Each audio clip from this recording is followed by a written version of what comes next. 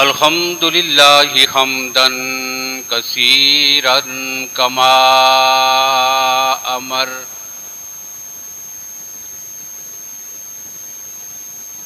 ونشهد ان لا الہ الا اللہ وحدہ لا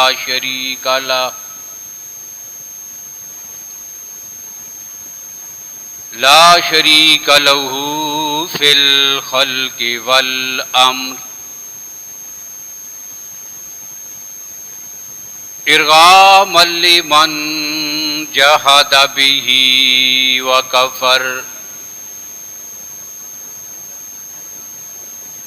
ونشهد ان سیدنا وسندنا وشفیعنا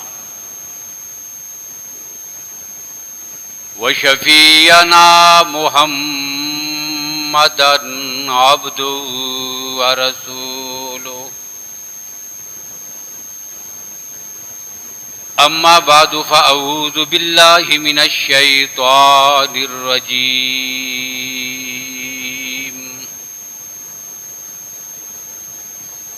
بسم اللہ الرحمن الرحیم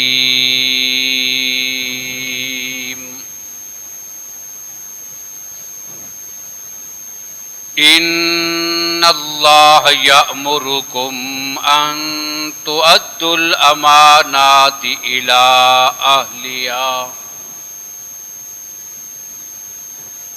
وَإِذَا حَكَمْتُمْ بَيْنَ النَّاسِ أَن تَحْكُمُوا بِالْعَدْلِ وقال اللہ تبارک وتعالی فی مقام آخر یا ایہا الذین آمنوا لا تخونوا اللہ والرسول وتخونوا اماناتکم وَأَنْتُمْ تَعْلَمُونَ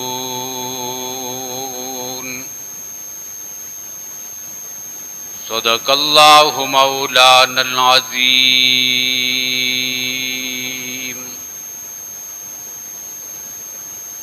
اللہم صلی علی محمد وعلی آل محمد بعدد من قعد وقام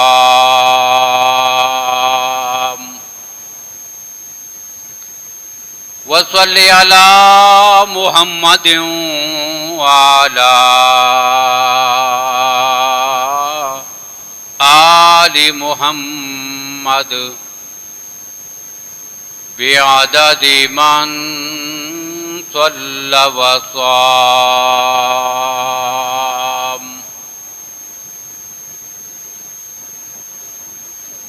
قابل عزت احترام بزرگوں، بھائیوں، عزیز دوستو،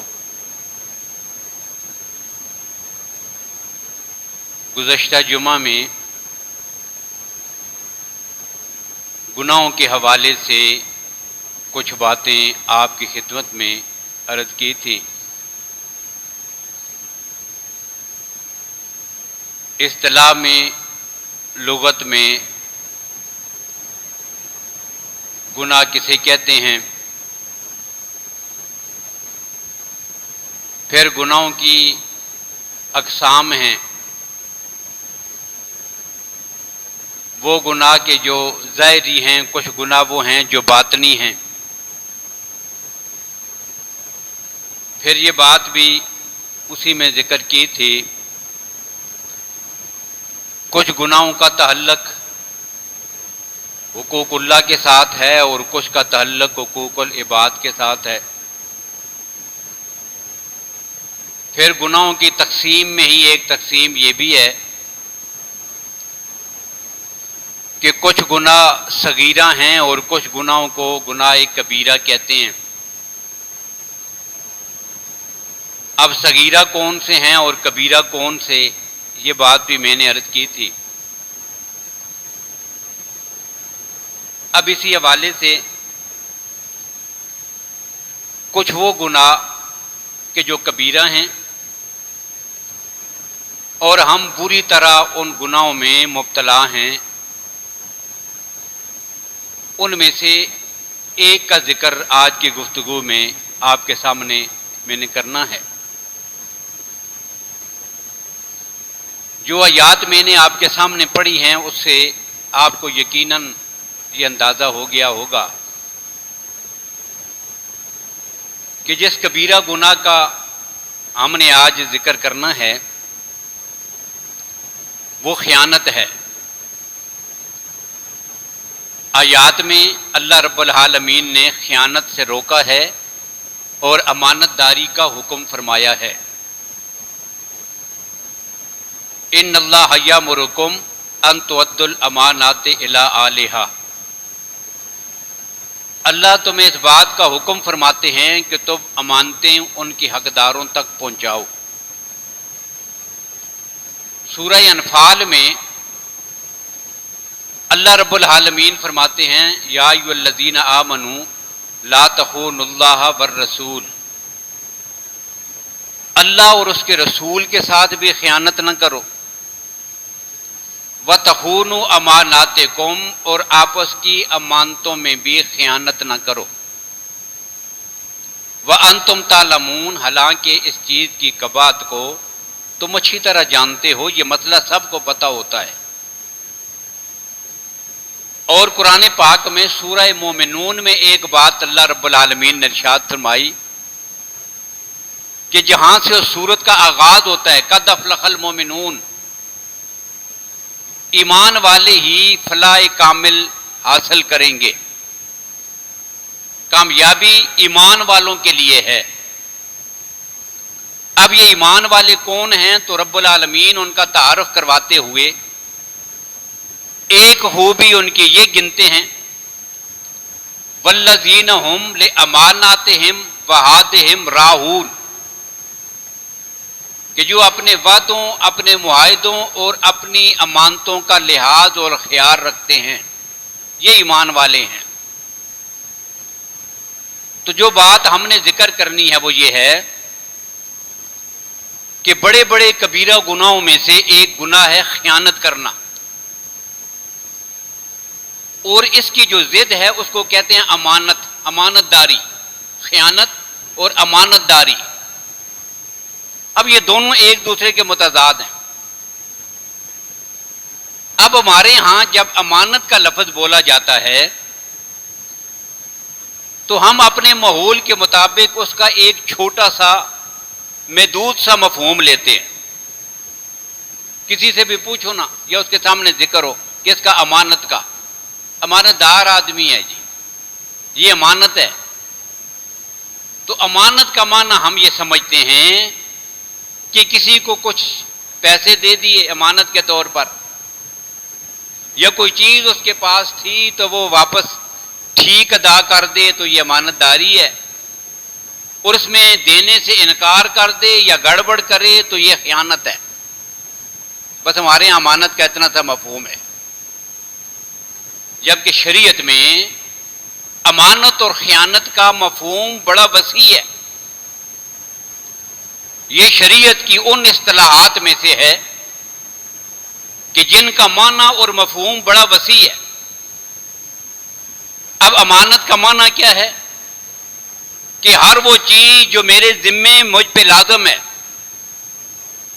اس کو کما حق کو ہو ادا کرنا، یہ امانت ہے، اور اس چیز میں کسی قسم کی کوتاہی اور غفلت برتنا یہ خیانت اور بددیانتی ہے،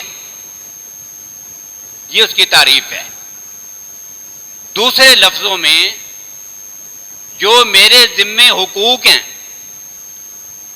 چاہے وہ حقوق اللہ ہوں چاہے وہ حقوق العباد ہوں،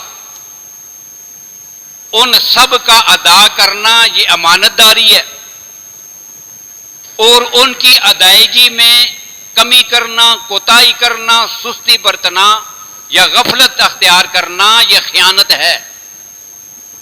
اب اسے کیا پتہ چلا؟ اس سے معلوم یہ ہوا کہ خیانت صرف مال کے حوالے سے نہیں ہوتی، بلکہ خیانت عبادت میں بھی ہوتی ہے، خیانت انسان کے تمام اعمال میں ہوتی ہے، خیانت کا تعلق انسان کے معاملات کے ساتھ ہے، خیانت کا تعلق انسان کے عہدے اور منصب کے ساتھ ہے، خیانت کا تعلق انسان کی زندگی کے ساتھ ہے، خیانت کا تعلق اس کے سارے وجود اور وجود کے ایک ایک عضو کے ساتھ ہے۔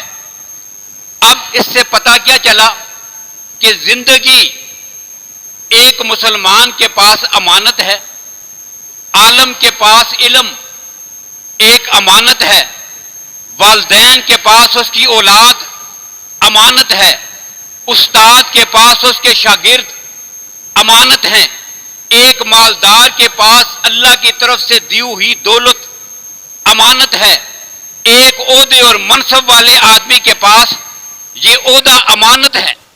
اب یہ ساری چیزیں کیا ہیں؟ یہ امانت ہیں۔ اب ان میں کسی قسم کی کوتاہی اور غفلت جو کرے گا نا، وہ کون ہے؟ وہ خیانت کرنے والا۔ اب اسی طرح ان میں سے ایک چیز ہے کہ کسی کے پاس کوئی چیز رکھی ہوئی ہے تو بحفاظت وہ اس کو واپس کرے، یہ نہیں کرتا تو وہ خائن ہے، خیانت کرنے والا۔ اب یہ تو ہوگی جی اس کی تعریف۔ اب جو میں نے کہا نا کہ زندگی امانت ہے، کس کی امانت ہے؟ رب العالمین کی طرف سے۔ یہ جو ہمیں زندگی کے اوقات ملے نا، دن اور رات، یہ گھڑیاں، یہ ساتیں، یہ عمر، یہ کیا ہے؟ یہ امانت ہے۔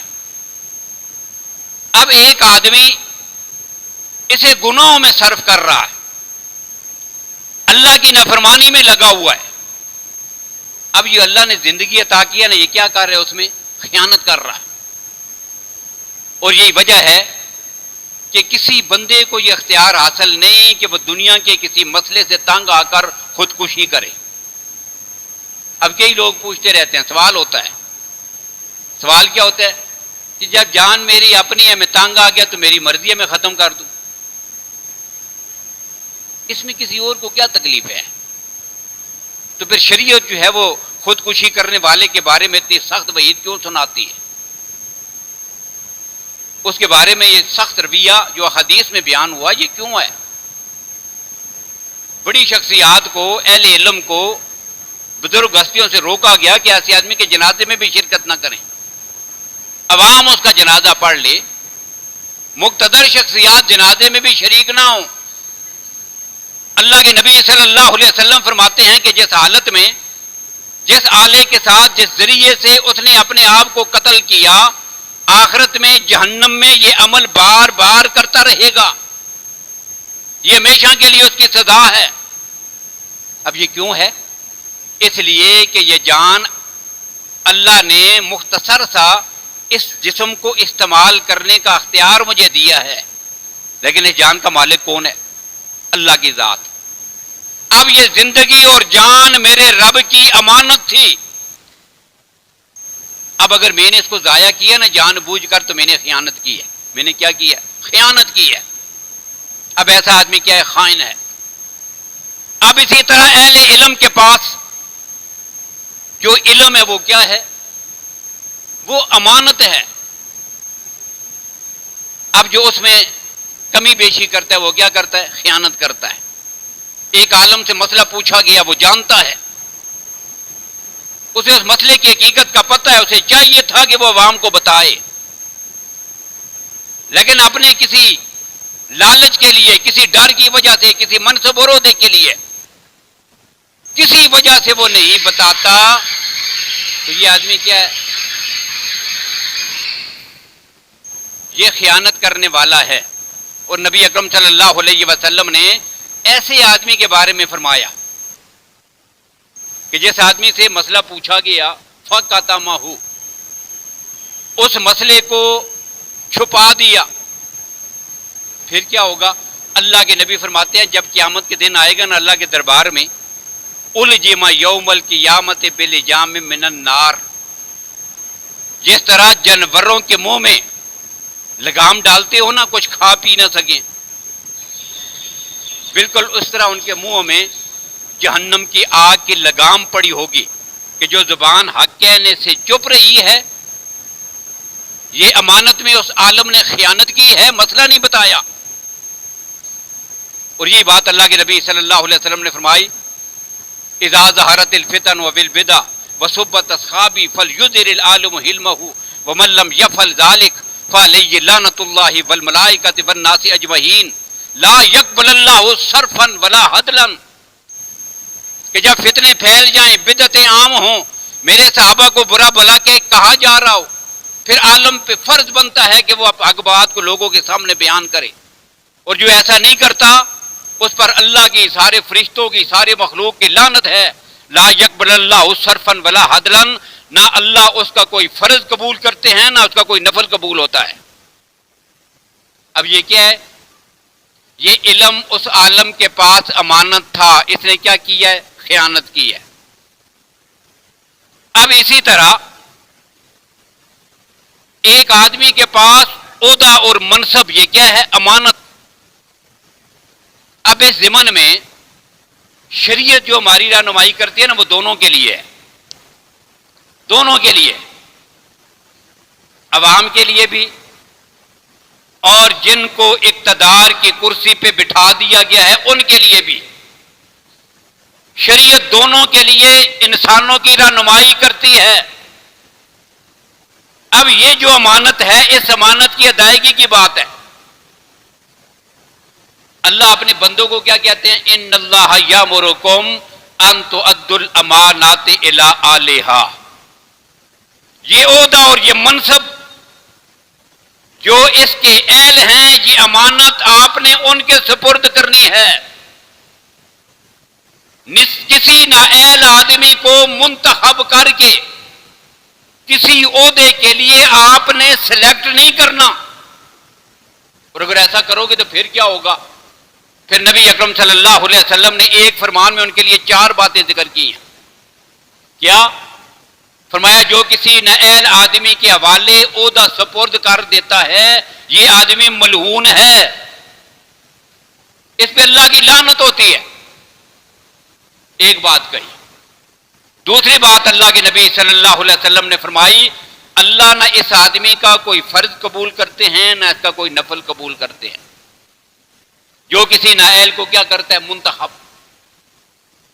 اور تیسری بات اللہ کے نبی صلی اللہ علیہ وسلم نے فرمائی کہ یہ بدبختی جو اس کے لیے ایک گناہ جاریہ کی شکل بن جاتی ہے، وہ عہدے پہ آیا، وہ اس کا منصب اور آل نہیں تھا، اس نے آگے لوگوں پہ ظلم کیا، اب اس ظلم میں پیچھے میرا بھی ہاتھ ہے، اس لیے یہ گناہ میں ایسا کر کے جا رہا ہوں کہ اللہ کے نبی صلی اللہ علیہ وسلم فرماتے ہیں کہ سینکڑوں لوگوں پر، ہزاروں لوگوں پر، لاکھوں لوگوں پر ظلم میں شریک ہونے کی وجہ سے یہ برائی اس کو جہنم میں پہنچا کے چھوڑتی ہے۔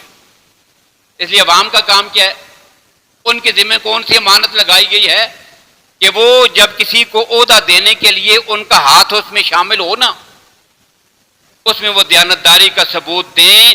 اگر غلط انتخاب کیا تو وہ اس لعنت کے مستحق قرار پائیں گے۔ یہ کس کے لیے؟ عوام کے لیے۔ اب جب بات آئی حکمران کے لیے، تو حکمران کے لیے پھر شریعت نے حکم دیا۔ پہلا کیا؟ وَإِذَا حَكَمْتُمْ بَيْنَ النَّاسِ أَن تَحْكُمُوا بِالْعَدْلِ، جس کے پاس جو عہدہ اور منصب ہے وہاں پر وہ انصاف کے ساتھ لوگوں کے فیصلے کرے گا۔ اگر اس میں کوئی کمی بیشی کی تو وہ کیا کرے گا؟ خیانت۔ یہ کیا ہے؟ یہ بھی خیانت ہے، یہ خیانت کرے گا۔ اب عہدوں کو سپرد کرنے کے حوالے سے جو روایات ہیں نا، ان میں ایک روایت ہے سیدنا ابو ذر رضی اللہ تعالیٰ عنہ کی، درویش من صحابی رسول سیدنا حضرت ابو ذر رضی اللہ تعالیٰ عنہ، حدیث میں ہے نبی اکرم صلی اللہ علیہ وسلم کے سامنے آگے رکھ کے، یا رسول اللہ، مجھے بھی آپ کسی علاقے میں حامل مقرر فرما دیں، کسی علاقے کا حاکم مقرر فرما دیں، میری ڈیوٹی بھی لگا دیں۔ اب اللہ کے نبی صلی اللہ علیہ وسلم نے اپنے صحابہ کی خود تربیت فرمائی تھی نا، تو اللہ کے نبی تو اچھی طرح جانتے تھے میرے شاگرد کیسے ہیں، کس میں کون سا رنگ غالب ہے. اللہ کے نبی کو اپنے شاگردوں کی ساری کیفیت کا پتہ تھا، اس لیے اللہ کے نبی نے اپنی حیات طیبہ میں جو بھی فیصلے کیے وہ سارے زبردست اور حکمت کے عین مطابق ہیں، اور انہیں اللہ کی طرف سے وحی کی تائید بھی حاصل ہے. کیسے؟ اللہ کے نبی نے اپنے مصلح کے لیے اپنی زندگی میں جس کو منتخب کیا تھا وہ کون ہے؟ سیدنا ابو بکر صدیق رضی اللہ تعالیٰ عنہ. آج اس مصلح کا وارث اور میرے بعد اس خلافت کا اصل جان نشین اور گرفتار اگر پوری جماعت میں کوئی ہو سکتا ہے تو وہ ابو بکر ہے. آج اس کے لیے اس کو منتخب کیا ہے. اور پھر اللہ کے نبی نے جب مکہ فتح کیا تھا نا، یہ دیکھیں اللہ کے نبی کا انتخاب کیسا ہے. اللہ کے نبی سمجھ رہے ہیں نا مزاج کو، صلاحیت کو دیکھ رہے ہیں، اس کے مطابق فیصلے فرما رہے ہیں. مکہ فتح ہوا، چند دن مکہ میں قیام کیا. اللہ کے نبی پھر مکے سے واپس مدینے تشریف لے گئے، لیکن پیچھے مکہ مکرمہ میں اپنا ایک گورنر قائم مقام وہاں پہ چھوڑ کے جانا تھا. انتظام کر کے مکہ اس کے سپرد کر کے جانا تھا. اکابر صحابہ موجود ہیں، جنہوں نے آغاز میں کلمہ پڑھا تھا وہ بھی موجود ہیں، لیکن اللہ کے نبی صلی اللہ علیہ وسلم کی نظر نگاہ انتخاب جا کے ٹھہرتی ہے تو سیدنا حضرت عتاب ابن اسید پر. خاندان بنی امیہ کا وہ نوجوان لڑکا جس نے ابھی زمانہ قریب میں کلمہ پڑھا تھا، تھوڑا سا وقت گزرا ہے اسلام قبول کیے ہوئے، عمر کے لحاظ سے بھی 21-22 سال کا جوان بنتا ہے. اس 21-22 سال کے نئے نئے کلمہ پڑھنے والے کو اللہ کے نبی نے بلا کر مکہ مکرمہ کا گورنر بنا دیا. یہ کیا ہے؟ یہ نگاہ مصطفیٰ کا انتخاب ہے. اب یہاں بھی اللہ کے نبی جانتے تھے ابو ذر بڑا متقی ہے، ابو ذر بڑا پرہیزگار ہے، اس کا زبردست تزکیہ ہو چکا ہے. لیکن جہاں تک بات ہے نظام حکومت کو چلانے کی تو اس میں سیدنا ابو ذر کمزور ہیں. درویشی کی صفت ان پہ زیادہ غالب ہے. اس کے لیے تھوڑا سا کچھ اور قوت بھی چاہیے، تو لہذا یہ عہدہ ان کے لیے بہتر نہیں ہوگا. اب اللہ کے نبی نے کیا فرمایا تھا؟ اللہ کے نبی نے فرمایا تھا انکا ضعیفٌ وانھا امانۃ وانھا یوم القیامۃ خزی وندامۃ. ابو ذر تو کمزور ہے، یہ عہدہ اور یہ منصب اور یہ کرسی یہ اللہ کی طرف سے امانت ہے، اور جب بندہ اس کو صحیح طور پہ اس کے حق کو ادا نہ کرے تو یہ خیانت ہے، اور یہ خیانت جب کسی بندے میں پائی جاتی ہے کل قیامت کے دن یہ اس کے لیے رسوائی اور ندامت کے سوا کچھ نہیں ہے. لہذا میں تجھے اس عہدے پہ نصب نہیں کرتا. تو نصب کرنے والوں کا فرض کیا بنتا ہے؟ کسی ایسے آدمی کو اقتدار تک پہنچانے میں کبھی ساتھ نہ دیں کہ جو اس عہدے کا اہل نہ ہو، جو ظالم ہو، جو قاتل ہو، جو اس عہدے کا اہل نہ ہو، جو اس کو سمجھتا اور جانتا نہ ہو. یہ شریعت ہمیں سکھاتی ہے، یہ سیاست نہیں، یہ دین ہے. یہ میرا دین اور میرا نظریہ اور ایمان ہے جو اللہ کے نبی نے امت کو سکھایا ہے. ایسے لوگوں کے حوالے سے عہدے سپرد نہ کیے جائیں. اب اس میں اگر ہم گڑبڑ کریں تو کیا کریں گے؟ خیانت. جان بوجھ کر کسی پارٹی کا، کسی جماعت کا، کسی کا ساتھ دینے کے لیے برادری کا، کنبے کا، علاقے کا، محلے کا، بھائی گاؤں کا ساتھ دیتے ہوئے چلو شرما شرمی میں کسی ظالم کے والے ووٹ اس کے سپورٹ کر دیے، کسی قاتل کو دے دیے، کسی مجرم کو دے دیے، جان بوجھ کر. پتہ ہے یہ نااہل ہے، اسے کچھ پتہ نہیں، پوری قوم کا اور پورے ملک کا بیڑا غرق کرے گا. جب جان بوجھ کر کے میں فیصلے کروں گا تو یہ خیانت اور بددیانتی ہے. اب یہ امانت میں خیانت ایک یہ ہے، اور یہ ہے ایک یہ ہے کہ جب اقتدار اور عہدے پہ آگے بیٹھ جائے نا تو پھر اس میں کسی قسم کی کمی اور کوتاہی کرے گا تو یہ اس کی طرف سے خیانت ہے. اب اس سے بھی روکا گیا ہے.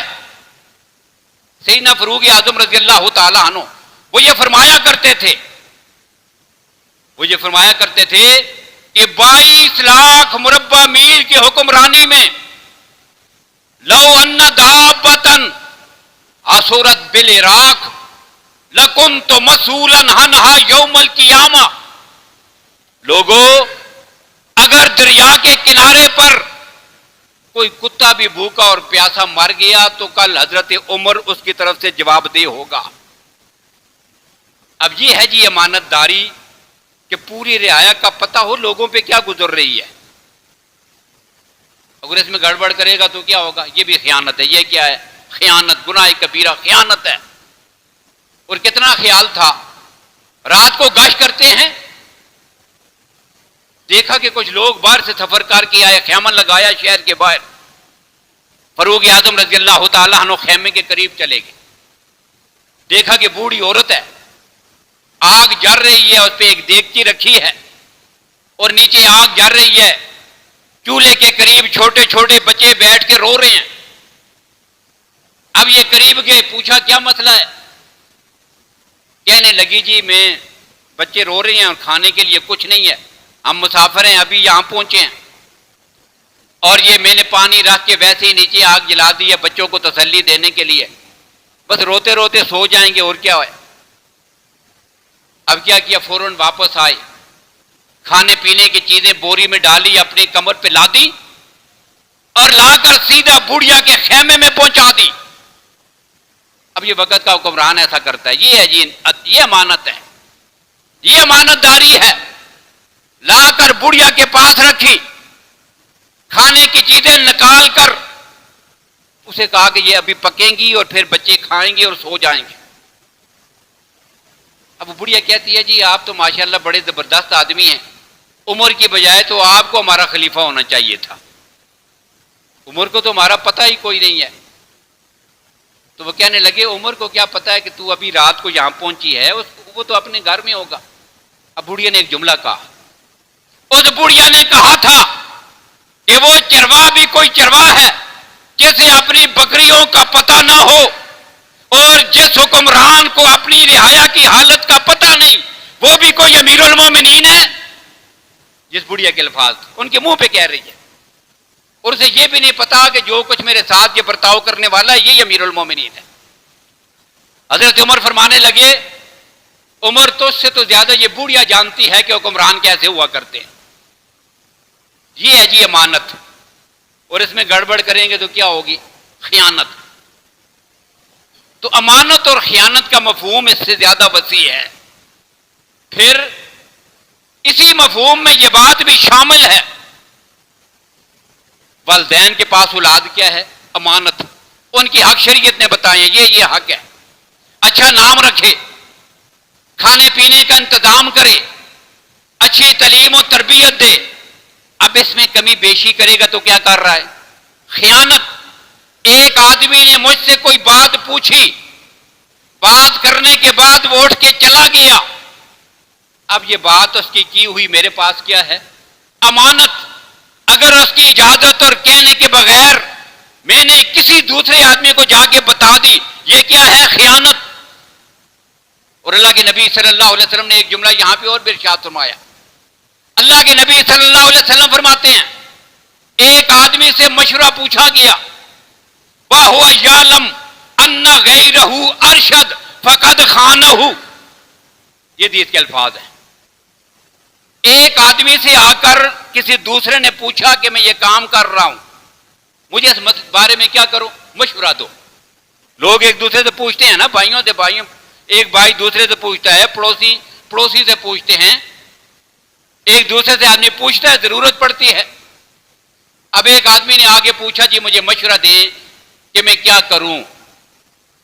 اب میں اچھی طرح جانتا ہوں کہ اس میں دو صورتیں ہیں، اگر یہ کام کرے گا تو یہ اس کے لیے نقصان دہ ہوگا، آگے چل کر مشکل ہوگی، اسے پریشانی لاحق ہوگی، اس کی رقم ضائع ہو سکتی ہے، اس کی جان کو نقصان پہنچ سکتا ہے، اس کی محنت ضائع ہوگی، ناکام ہو جائے گا، یہ مجھے پتا ہے. اور دوسری صورت یہ ہے کہ اگر یہ ایسے کرے تو کامیاب ہوگا. اب میں جان بوجھ کر کیا کرتا ہوں؟ اسے وہ راستہ بتاتا ہوں جو میری نظر میں ٹھیک نہیں ہے، جان بوجھ کر کہ بھئی ہمیں کیا ہے، چلو جائے جدھر مرضی گرے، اس کے پیسے ضائع ہوں، کام ہوتا ہے کہ نہیں ہوتا، کامیاب ہوتا ہے کہ ناکام ہوتا ہے، جان جاتی ہے کہ بچتی ہے، عزت رہتی ہے کہ نہیں رہتی، جان بوجھ کر غلط مشورہ اس کو دیتا ہے۔ اللہ کے نبی نے فرمایا فقط خانہ ہو، یہ آدمی بھی خیانت کر رہا ہے۔ ساری چیزیں کیا ہیں؟ امانت ہے، اور امانت میں یہ کیا ہے؟ خیانت۔ اسی طرح انسان کا سارا وجود یہ اللہ کی طرف سے کیا ہے؟ امانت۔ یہ میرے ہاتھ اللہ کی امانت ہیں، پاؤں اللہ کی طرف سے دی ہوئی امانت ہے، انسان کی آنکھیں اللہ کی طرف سے عطا کردہ امانت ہے، یہ میرا دل و دماغ، یہ میرے کان اور میری زبان، یہ اللہ کی امانت ہیں۔ اب ہاتھوں کو غلط استعمال کیا، یہ کیا ہے؟ خیانت۔ پاؤں کو غلط استعمال کیا، یہ کیا ہے؟ خیانت ہے۔ دل و دماغ سے غلط سوچا، یہ کیا ہے؟ خیانت ہے۔ آنکھوں کو غلط استعمال کیا، یہ کیا ہے؟ خیانت ہے۔ اور اسی کو رب نے کہا تعلم خائنۃ الاعین وما تخفی الصدور، اللہ تمہاری آنکھوں اور دل کی خیانتوں کو بھی جانتے ہیں۔ یہ کیا ہے؟ یہ خیانت ہے۔ حضرت موسیٰ علیہ السلام جب مصر سے نکل کے پہنچے تھے نا مدین میں، مسافر ہے، بے سر و سامان، نبوت ملنے سے پہلے کی بات ہے، مصر سے نکلے مدین میں جا پہنچے، دوسرے ملک میں، ایک درخت کے سائے میں بیٹھے ہیں، وہ بچیاں آئیں جو حضرت شعیب علیہ السلام کی بیٹیاں ہیں۔ مدین میں نبی کون ہے؟ حضرت شعیب، ان کی بیٹیاں ہیں۔ وہ آئیں، بکریوں کو پانی پلایا، جلدی واپس چلی گئی۔ والد صاحب پوچھتے جلدی کیوں آ گئی ہو؟ تو کہنے لگی وہاں ایک آدمی آیا ہوا تھا، اس نے وہ چٹان ہٹا کے کنویں سے ہماری بکریوں کو پانی پلایا، جلدی آ گئی ہیں۔ فرمایا چلو اس کو بلا کے لے آؤ۔ اب وہ لڑکی ان کو بلانے کے لیے آتی ہے۔ اب قرآن پاک اس کے آنے اور جانے کا منظر بھی ذکر کرتا ہے۔ جب وہ بلانے کے لیے حضرت موسیٰ علیہ السلام کے پاس آئی، اس اللہ کے بندے نے بات اس کی اس عورت کے ساتھ کر رہی ہیں، بچی کے ساتھ، لیکن نظر کدھر ہے؟ زمین پر بات ہو رہی ہے۔ پھر جب اس کے ساتھ اٹھ کے چلنے لگے نا، راستے کا تو پتہ ہی نہیں ہے، شعیب علیہ السلام کا گھر کدھر ہے کیا پتہ ہے، پہلی بار وہ اس بستی میں آئی ہے۔ اب راہبر کا کام کیا تھا؟ آگے چلے گا، راہبر آگے چلتا ہے اور جس کو ساتھ لے کے جا رہے وہ پیچھے چلتا ہے۔ حضرت موسیٰ اسے کہتے ہیں کہ بیٹی تو میرے پیچھے چل، تو میری راہبر ہے، لیکن آج اصول الٹا ہوگا، تو میرے پیچھے چل، اس لیے کہ کہیں میری نظر تیرے پاؤں پہ نہ پڑ جائے، پیچھے چل کے مجھے بتا کہ کدھر جانا ہے۔ شرم و حیا کے پیکر ہیں پیغمبر کی بیٹیاں بھی، اور دوسری طرف اللہ کے نبی ہیں معصوم عن الخطا، اور یہ تو اتنی عظمت والے ہیں۔ قرآن پاک نے ان بچیوں کے چلنے کا ذکر کیا قرآن پاک میں۔ اللہ کی ذات فرماتے ہیں تمشی اللہ استحیاء، تمشی وہ چل رہی تھی، اللہ استحیاء شرم و حیا کے ساتھ۔ اللہ کا معنی اوپر ہوتا ہے، اللہ کا معنی کیا؟ اوپر، علی الارض زمین پر، حیا پر چل رہی تھی، یہ کیا معنی ہوا؟ اب مفسرین نے ایک جملے میں اس کا معنی کیا ہے، تمشی اللہ استحیاء، حیا پر چل رہی تھی، کیا معنی؟ لوگوں وہ اتنا شرم و حیا کا پیکر تھی، جب وہ چل رہی تھی تو لگتا یہ تھا اس کے قدموں کے نیچے زمین نہیں، اللہ نے شرم و حیا کی چادر بچھا دی ہے۔ یہ ہے جی تمشی اللہ استحیاء۔ اب جب واپس گھر گئی نا، میں جو بات کہہ رہا ہوں، آنکھیں بھی میرے رب کی امانت ہے، یہ میرے جسم کے سارے اعضاء میرے رب کی امانت ہے، غلط استعمال کروں گا تو کیا ہوگی؟ خیانت۔ اب جب واپس چلے گئے، گھر میں بیٹھے، کھانا کھایا، حضرت شعیب علیہ السلام کو گھر میں بکریاں چرانے کے لیے کسی مزدور کی ضرورت تھی۔ اب مزدور رکھنا تھا، بیٹیوں سے پوچھا کیا کریں، بکریاں چرانے کے لیے کوئی مزدور رکھ لیں۔ تو بیٹی نے ایک جملہ کہا جو قرآن پاک میں لکھا ہوا ہے، کہتی ہے یا اباتی، ابو جی استاجر ہو، یہ جس کو بلا کے میں لے آئی ہوں نا، اسی کو نوکر رکھ لو۔ کیوں؟ ان خیر من استاجرت القوی الامین، یہ طاقتور بھی ہے، بڑا امانت دار ہے، اس کی آنکھوں نے مجھے بتا دیا ہے کہ اس سے بڑا امانت دار کوئی نہیں ہے۔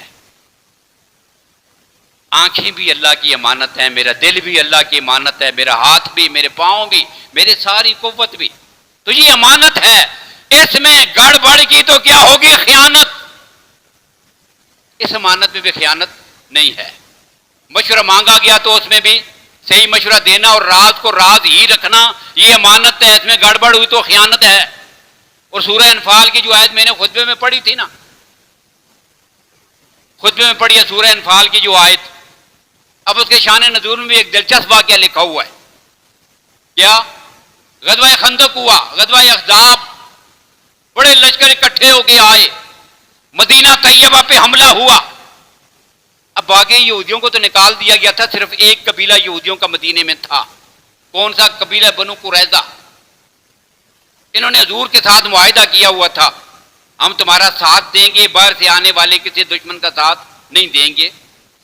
وہاں رہ رہے تھے، لیکن جب جنگ ہوئی تو باہر کے یہودیوں نے جب ان کو اکسایا نا، تو جنگ کے موقع پر انہوں نے اس معاہدے کی خلاف ورزی کی، مشرکین کا ساتھ دے دیا۔ حضور کو پتہ چلا، ان کی خباثت ظاہر ہو گئی۔ اب اللہ کے نبی کو اللہ نے حکم دیا، آندھی اور طوفان آیا، لشکر سارا وہاں سے بھاگ نکلا، اللہ نے مسلمانوں کو فتح عطا کی۔ اور حدیث میں ہے کہ زور کا وقت تھا، صحابہ کرام اپنے گھروں میں پہنچے، عصر سے پہلے پہلے اللہ نے وحی بھیج دی کہ میرے نبی اب بنو قریظہ کو بھی مدینے میں نہیں ٹکنے دینا، شام کا سورج بعد میں غروب ہو کر بھائی آپ نے پہلے کرنی ہے، ان خبیثوں کو چھوڑنے کی اجازت نہیں ہے۔ اب ان کا محاصرہ ہو گیا جی، اپنے قلعوں میں جا کے بند ہو گئے، اندر جا کے قلعے میں چھپ گئے، محاصرہ باہر سے جاری ہے، کب باہر نکلیں گے؟ 21 دن گزر گئے، 21 دن، آخر تنگ ہوئے، کہنے لگے جی ہمیں یہاں سے ملک چھوڑ کے شام جانے کی اجازت دے دی جائے۔ فرمایا نہیں، تمہارا فیصلہ یہ نہیں ہوگا کہ تم جو کہو گے مان لیا جائے گا، میں تمہارے فیصلے کے لیے حضرت سعد ابن معاذ کو بھیجتا ہوں رضی اللہ تعالیٰ۔ اب انہوں نے خود تجویز دی۔ سعد ابن معاذ کا فیصلہ کیا تھا؟ ان کے بچوں کو، ان کی عورتوں کو غلام بنا لیا جائے، ان کے مردوں کو قتل کر دیا جائے، ان کے مالوں کو بیت المال میں جمع کر دیا جائے، یہ باغی اور غدار ہیں، ان کا جرم اور اس کی سزا یہی ہے۔ اب یہ ان کا فیصلہ تھا۔ اب انہوں نے اپیل کی کہ نہیں جی، سعد ابن معاذ کے بجائے ہمارا فیصلہ کون کرے؟ ابو لبابہ، سیدنا حضرت ابو لبابہ۔ جو لوگ آج اور عمرہ کرنے کے لیے گئے ہیں نا، انہیں اچھی طرح پتا ہے کہ مسجد نبی کا ایک ستون ہے درمیان میں، آج بھی وہ ستون موجود ہے، اس ستون کا نام ہے استن ابو لبابہ، ابو لبابہ کا ستون۔ یہ کیا ہوا تھا؟ ابو لبابہ کو بھیجو، وہ فیصلہ کرے گا۔ ابو لبابہ کی زمینیں بھی اور ان کے بیوی بچے بھی جس علاقے میں رہتے تھے نا، وہ پورا علاقہ یہودیوں کا تھا، بنو قریظہ اسی علاقے میں رہتے تھے۔ اب ظاہر ان کی تبدیل کر دی، ان کو یہ فیصلہ کریں گے، اب چلے گئے جی۔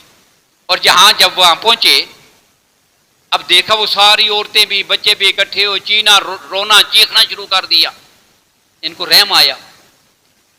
اب انہوں نے پوچھا اگر ہم قلعوں کو چھوڑ کر باہر آ جائیں تو کیا ہوگا؟ اب انہوں نے منہ سے جواب کچھ نہیں دیا، صرف ہاتھ کے ساتھ اشارہ کیا۔ پوچھا کہ اگر ہم باہر آ جائیں، قلعوں کے دروازے کھول کر باہر سامنے آ جائیں تو کیا ہوگا؟ تمہارا نبی ہمارے بارے میں کیا فیصلہ کرے گا؟ ابو لبابہ نے اپنی زبان سے جملہ کوئی نہیں کہا، صرف ہاتھ سے اشارہ کر دیا۔ کیا مطلب؟ مارے جاؤ گے، ذبح کیے جاؤ گے، تمہاری خباثت اتنی بڑی ہے، تمہارے چھوٹنے کی کوئی پیچھے گنجائش نہیں ہے۔ اب جیسے یہ اشارہ کیا نا، فوراً خیال ہوا بڑی غلطی کر بیٹھا ہوں، یہ تو راز کی بات تھی کہ تمہارے ساتھ کیا ہونا ہے، یہ راز فاش نہیں کرنا چاہیے تھا۔ وہاں سے سیدھے واپس لوٹے، مسجد نبی کے ستون کے ساتھ رسی لے کر کہا کہ مجھے باندھ دو۔ اب اس ستون کے ساتھ ان کو باندھ دیا گیا۔ کہنے لگے جب تک اللہ میری توبہ نہیں قبول کرتے میں توبہ کر رہا ہوں، جب اللہ میری توبہ کا اعلان نہیں کر دیتے میں ستون کے ساتھ بندھا رہوں گا۔ 6 دن ستون کے ساتھ بندھے رہے، 6ٹھے دن جا کر اللہ نے اعلان کیا ان کی معافی کا۔ حضور کو پتا چلا یہ واقعہ ہو گیا، دیکھا آئے مسجد میں ستون کے ساتھ بندھے ہوئے ہیں، یہ کیا ہوا؟ کہتے ہیں جی بس یہ غلطی ہو گئی تھی، اشارے سے میں نے کہہ دیا اور یہ راز تھا، تو یہ غلطی ہے اور اس پر میں توبہ کر رہا ہوں، جب تک اللہ معاف نہیں کرتے میں ستون کے ساتھ بند۔ اللہ کے نبی نے فرمایا تو نے معاملہ براہ راست سپریم کورٹ میں پیش کر دیا ہے، ہائی کورٹ میں آتا تو پہلی بات بن جاتی، پہلے ادھر آتا نا، ادھر آیا نہیں، براہ راست ادھر چلا گیا ہے۔ اب میں تیرا کچھ نہیں کر سکتا، اب تیرا فیصلہ تیرا خدا کرے گا۔ 6 دن بندے رہے، نماز کا وقت ہوتا کھول دیا جاتا، جماعت کے ساتھ نماز ادا کرتے، پھر نماز ختم ہوتی تو ستون کے ساتھ اس طرح باندھ دیا جاتا۔ 6 دن کے بعد اللہ نے وحی نازل کر کے ان کی توبہ کی قبولیت کا اعلان فرمایا ہے۔ اب اللہ نے کہا کیا اس موقع پہ کون سی آیت نازل ہوئی؟ یا ایھا الذین آمنوا لا تخونوا اللہ والرسول، اللہ اور اس کے رسول کے ساتھ بھی خیانت نہ کرو، تمہارے مشورے بھی تمہارے لیے امانت ہے ان میں گڑبڑ نہ کرو، آپس کی امانتوں میں کسی قسم کی خیانت اور بددیانتی نہ کرو۔ اور اللہ کے نبی نے فرمایا تھا اول ما تفقدون من دونکم الامانۃ، لوگوں میری امت میں سب سے پہلے جو خوبی ختم ہو جائے گی وہ امانت داری ہے۔ سب سے پہلے جو برائی اس امت میں آئے گی نا وہ کون سی ہے؟ خیانت، قوم بددیانت ہو جائے گی۔ اور سب سے آخر تک جو خصلت اس امت میں باقی رہے گی وہ کون سی ہے؟ نماز ادا کرنا۔ اسی حدیث میں اللہ کے نبی نے فرمایا، یہ سیدنا حضرت عبداللہ بن مسعود رضی اللہ تعالیٰ عنہ کی روایت ہے مصنف عبد الرزاق میں، کیا اللہ کے نبی نے فرمایا تھا اول ما تفقدون من دینکم الامانہ، اس امت میں سب سے پہلی جو خوبی ختم ہو جائے گی وہ امانت داری ہے، قوم کے اندر خیانت آ جائے گی۔ اور سب سے آخر تک جو صفت باقی رہے گی وہ کون سی ہے؟ وہ صفت ہے جی نماز ادا کرنا۔ پھر اللہ کے نبی نے اگلا جملہ بڑا عجیب فرمایا، فرمایا لَيُصَلِّيَنَّ الْقَوْمُ الَّذِينَ لَا دِينَ لَهُمْ، پھر آپ کو وہ قوم بھی نظر آئے گی نمازیں پڑھتی رہے گی لیکن ان کے اندر دین نام کی کوئی چیز نہیں ہوگی۔ اس لیے میرے بھائیوں صرف نمازوں سے بات نہیں بنتی، صرف چند حقوق اللہ کو ادا کرنے سے بات نہیں بنتی، کہ جب تک پوری زندگی کے سارے معاملات میں دیانت داری نہیں آتی، اعمال میں دیانت داری ہو، عقیدے میں دیانت داری ہو، دوسرے انسانوں کے ساتھ معاملات میں دیانت داری ہو، امانتوں میں دیانت داری ہو، پوری زندگی میں دیانت داری آئے گی نا تو پھر اللہ کی ذات انسان کی زندگی کو سنواریں گے۔ باقی گفتگو انشاءاللہ آئندہ۔ اللہ تعالیٰ ہمیں قرآن و سنت کو سمجھنے کی، اس پہ عمل پیرا ہونے کی توفیق نصیب فرمائیں۔ وآخر دعوانا ان الحمد للہ رب العالمین۔